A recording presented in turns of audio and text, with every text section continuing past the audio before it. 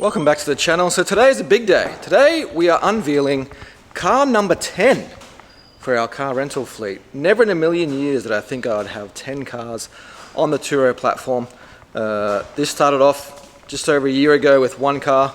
We had a spare car from one of my managers and was going to sell it. I thought I'd just come across this Turo thing and I'll list it up. It was rented out. It worked well with my day-to-day, and from there I've found opportunities to acquire cars at good prices, and we've delivered on our promise to our customers and to the Turo platform. We have every single trip we've done, almost over 300 trips now, every single one has been a 5-star review, and we have worked our absolute clackers off. We are now at car number 10, and I'm going to show you this car now. So this is car number 10, the Mitsubishi ASX. Now I picked up this car for $8,000.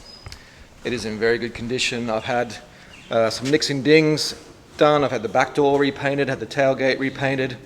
Just got to get that little spot there sorted.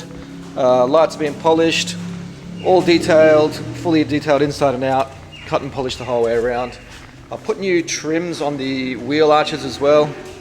I think it's very important that you ensure that every single aspect of the car is clean and ready. You do not want to risk a 3-star review for the sake of a few $100s in a part.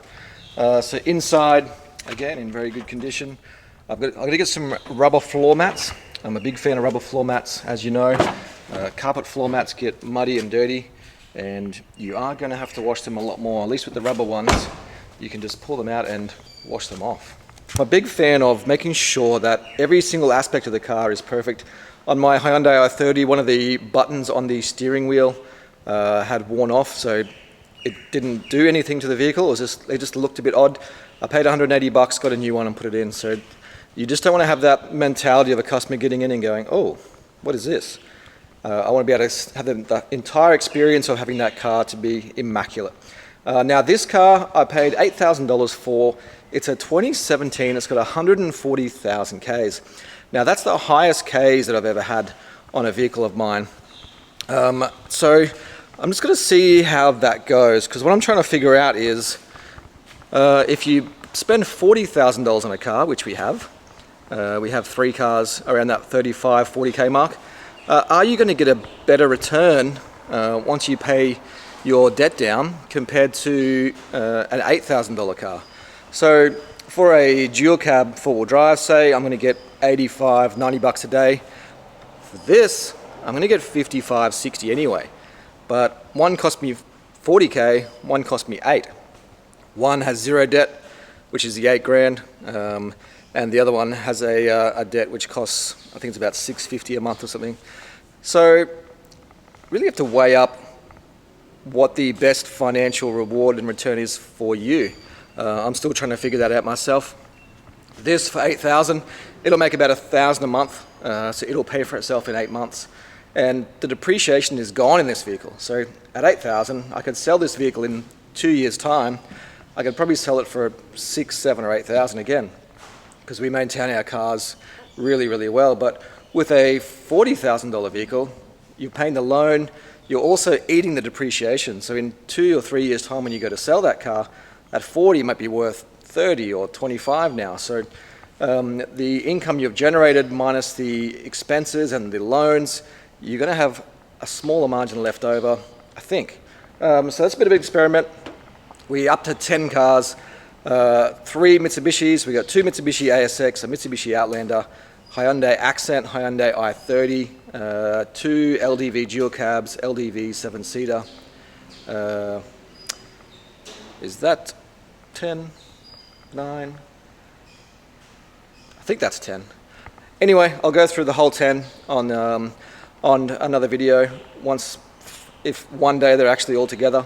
Now, getting to 10 cars was never about the financial aspect of it. It was more about having a target. Because I think once you can track something and you have a target and you are set on that, your mind and your body take over and you smash out everything you can to achieve that. For me, it was about delivering 5-star service. everything immaculate. The actual transaction with each customer and Turo, going in with a positive mindset and making sure that I made every experience worthwhile. And the more I did that, the more I enjoyed the whole process. I'm absolutely loving the business as a whole, now that I run it as a business. And for me, getting to 10 cars was a real milestone. And now that I've hit that, I need to make sure I turn the book and get the next chapter. So 10 is now the starting line. What's the next goal? Is it 20, 50, 100? Is it multiple locations? Whether it be down in Brisbane or further up north, I don't know. But I'll go through that next few days and have new milestones, because without something to strive for, you're just going through the day-to-day. So I could easily stick at 10 cars and that's it. But I see opportunity, I see more, and I can do more. I have the ability to do more. So for me, I want to go, let's get to 20 now. 10 was easy. At 10, we're going to cash flow 12 to 15,000 a month. That means an $8,000 car, I could essentially buy one a month, buy it outright by using my cash flow after all expenses, because I have no overheads, no employees, nothing. It's just me. And I'm able to perform this with my day-to-day business as well. So I think it's important when you do Turo, you have to figure out what your goals are. Do you just want one car? Do you want 100 cars? And figure out your ability of being able to deliver on that. And for me, I want to be the #1 Turo host in Australia when it comes to fleet size, revenue generated, profitability, and the most important, I want to be the highest rated Turo host in history. That is my goal. I'm right there now, and I'm going to continue doing that and delivering on that. So there we go, a bit of a rundown on my Turo business. We're at car number 10 and growing, hopefully 1 or 2 cars a month from here on in.